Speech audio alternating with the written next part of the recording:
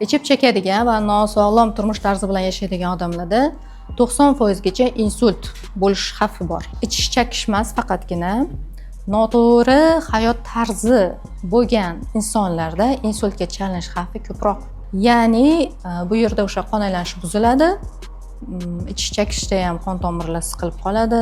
Bundan tashqari faqat ichish chekish emas, hayotda stresslar bo'lishi mumkin, har xil vaziyatlar bo'lishi mumkin, vaqtida ovqat yeya olish bor, yeya olmaslik, suv ichish rejimini buzilishi bor.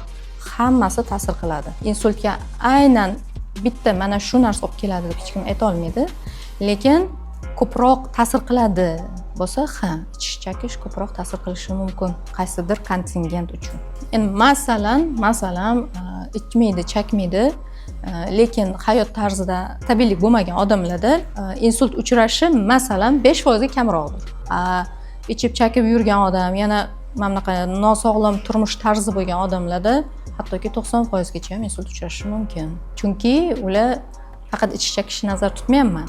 Chunki ularda masalan vaqtida ovqat yemaydi, sifatli ovqat yemaydi, vaqtida uxlamaydi, vaqtida dam olmaydi, vaqtida o'zini sog'lomlashtirish uchun jismoniy harakatlarini qilmaydi. Bu уже nosog'lom hayot tarzi hisoblanadi.